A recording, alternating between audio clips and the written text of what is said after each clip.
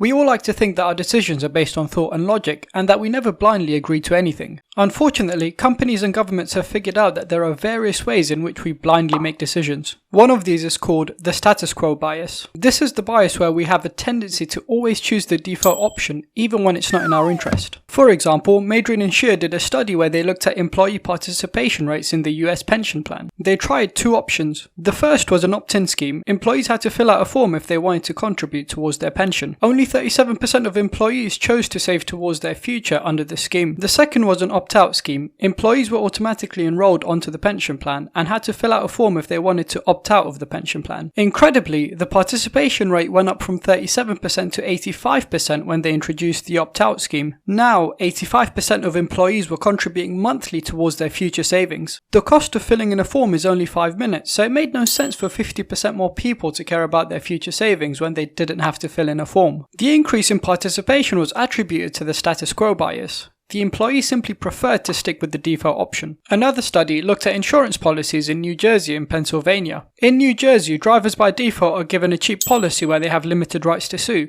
but they can pay more to upgrade to an expensive policy where they have unlimited rights to sue. In Pennsylvania, on the other hand, drivers by default are given an expensive policy with unlimited rights to sue, and they can choose to pay less and downgrade to the cheaper policy which gives them only limited rights to sue. Experimenters gave one group of participants the New Jersey plan and asked them whether they'd pay more for unlimited rights to sue. Only 23% of people agreed to pay more. Another group were given the Pennsylvania plan and asked whether they wanted to pay less and lose their unlimited rights to sue. 53% of people in this group preferred to pay more for the expensive option and keep their rights. As soon as people were given unlimited legal rights by default, they were happy to pay more to keep them, yet if they were given little legal rights by default, very few people wanted to pay more to gain them. These findings give governments a huge moral dilemma. There is no true free choice.